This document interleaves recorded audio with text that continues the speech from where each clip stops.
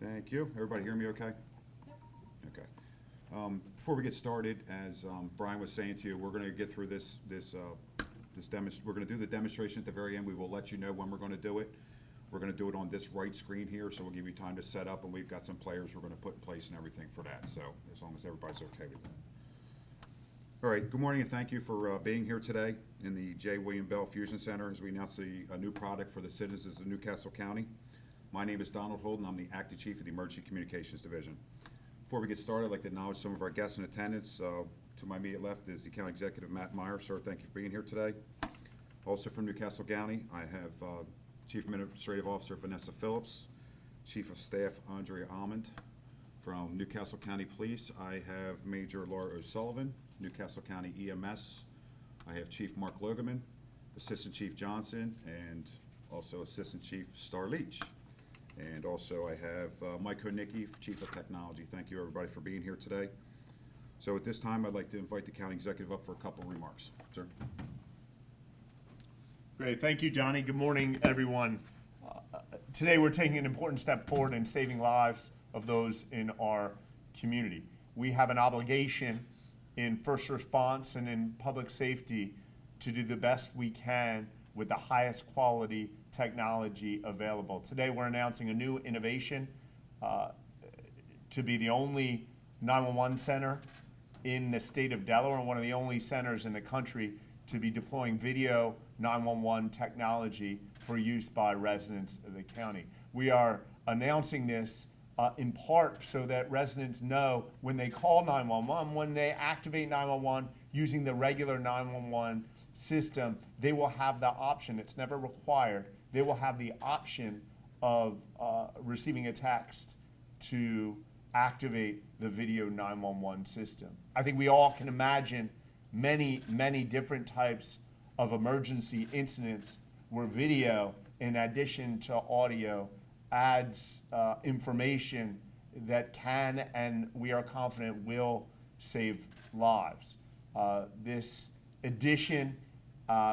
additional technology adds to exciting things we've already done. We still encourage residents to sign up for Smart 911 and use the Smart 911 app, to get Pulse Point on their phone, learn CPR, and use the Pulse Point app, to call 911 when they can, and to text 911 when they can. We will continue here in Newcastle County to deploy the latest and greatest technology in a safe, secure, and private way to protect residents of our county and our great state.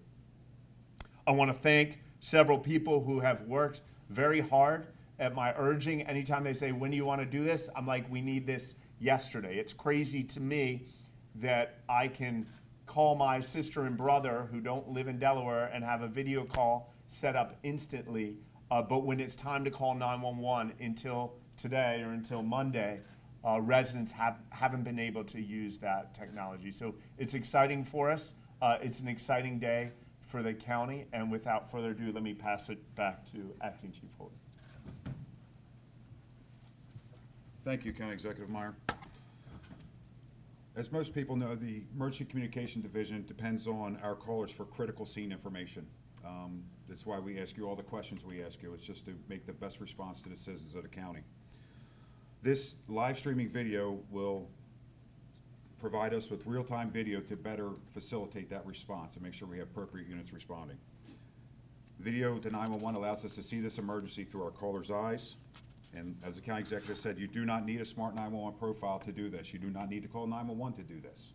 We just need to know your cell phone number, at which time we will send you a link and you will okay access to your camera. You can't arbitrarily send us video. We do encourage everybody to get the Smart 911 profile because it helps us to help you faster. This new video feature is just one more tool in our continuous effort to save lives in Newcastle County. This will save lives. Without a doubt, this will save lives. At this time, I have nothing else to add. We're going to switch into demo mode if anybody is ready for that. We'll be a few minutes to get people in play. So what we've done with this video, just to kind of set the background, this would be a caller saying, oh my God, there's somebody trying to get into cars and it looks like they're trying to get into a police car. So we've requested the caller, hey, can we have access to your camera? So here's where we're at right now. Can you tell me what's happening? Yeah, there's a shady person, I can't tell who they are, with the blonde hair, it looks like they're checking to see if these police car doors are locked or unlocked. Can you see her? That's what I can't see. Are you in a safe location where you're not in any harm?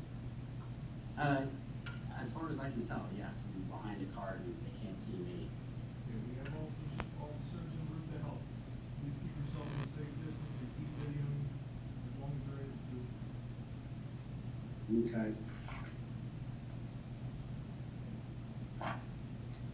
They haven't been able to get inside a car yet. I'm gonna move with them. Okay, just keep yourself out of danger.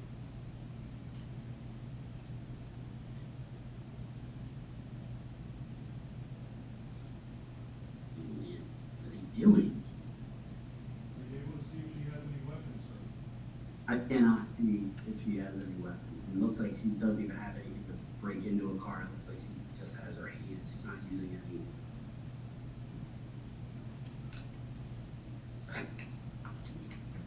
All right, that's good, thank Who comes to a police station to break into police cars? Okay, we're good. Chief, I was wondering if, like, when seconds really count, if this is a good option or to establish contact with 911 first. Priority-wise, to get to this video stream, what would be your recommendation generally for the public? Call 911 first.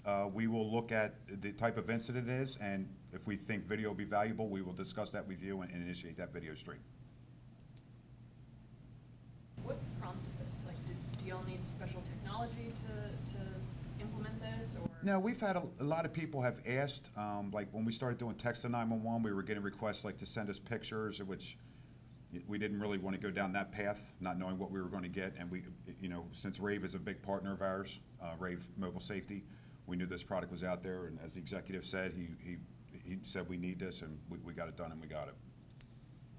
You guys said this is gonna be the first 911 center in Delaware utilizing this? Is that- That's correct. And then, are the dispatchers trained, have they gone through specific training in order to use this video? Yes, we have, right now we have this on a supervisory level and the assistant supervisors, and they've been through training on how to get this. All of this video is now sitting in the cloud. This video the demonstration we just did for you is going to be sitting in the cloud. It's probably going to be available in about 10 minutes because it was a pretty long video, and it could be evidence if needed for any certain incident for police or something like that. You are recording these videos that people are, Yes. and will they be helpful, and can they be used if you get to an arrest and everything else? No, absolutely. I can't, yeah, that was one of the biggest stipulations we had, is that it was in a secure environment in the cloud. Can you talk a little bit about having video like this to be able to further along? Well, video, as far as this video is concerned, like, one of the biggest benefits I see, you know, it wasn't that long ago, we had what we thought was an active shooter at Christiana Mall. I'm sure everybody remembers that. In an instance like that, we would have been able to solicit video from people that were there that could have possibly seen the suspect, or if a loved one was talking to another loved one, and, you know, my daughter's in the mall and she sees this guy, looks suspicious, we could get that phone number and say, hey, tell her we're gonna send her a text, and we could start that. That's what's great about it, is you don't have to call 911. Major O'Sullivan, do you wanna come up and add anything? I just wonder, like, you know, in a scenario like, where someone maybe doesn't know how to do CPR, Right. let's say, and they were able to put that video on, you know, is there a way where, you know, that the operator would then be able to describe what to do in that scenario as they're videoing to, you know, is there like something like that, you know what I mean, where they. I'm not gonna say it's not possible. I don't know if we're there yet. You know, I just don't know if, it probably could happen.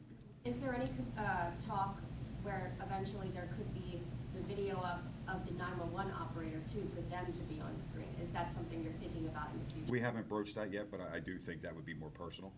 I agree.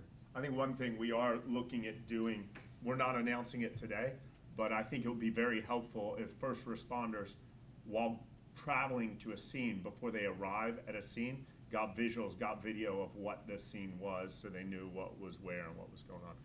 Major O'Sullivan. This is Major O'Sullivan in Newcastle County Police. Good morning. Executive just took the words out of my mouth. That's what I was going to say. The biggest assistance for us officers as we're responding to a scene is knowing the description of the suspects, knowing the description of the victims, knowing if they're armed, what they're wearing, because as you may be arriving, they may be departing if they're in a vehicle, and things of that nature. So you can interview 10 different witnesses that are at a scene and get 10 different statements of what they were wearing, what they look like, who they might be, how tall they were. So sometimes video is a little bit more concrete tell, so I think in that way, it'll certainly assist us in our responding and officer safety in general. Thank you. What about the privacy implications here? Say, you know, the situation we saw where a video is taken, no arrest, no charges, whatever, but the video still looks suspicious. Does the video last in perpetuity, or does it keep stored somewhere? I think it stays there till it's requested to be destroyed through Rave. We don't host it locally here, it's in the cloud on Rave servers. But there are similar issues with audio to video, and they'll be handled the same way.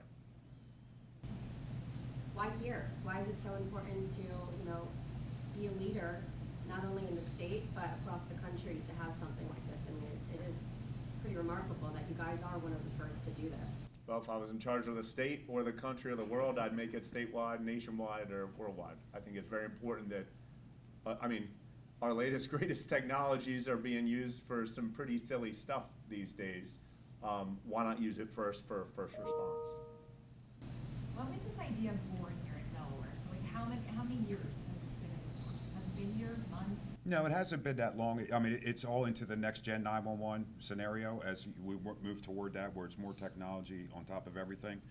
As the executive said earlier, we discussed, he wanted to make sure that we had everything we could offer to the citizens. Yeah, we are the busiest 911 center in the state. We handle 50% of the call volume of the entire state of Delaware. So we generally lead by example when it comes to technology. Did y'all consult any other agencies or states that have this? I mean, Google search shows that, there have been places using this for more than a year. I did research a little bit, and then once I knew it was a Rave product, because of our relationship with them, we were able to, talk with them and get access to it. I was pretty comfortable with their product.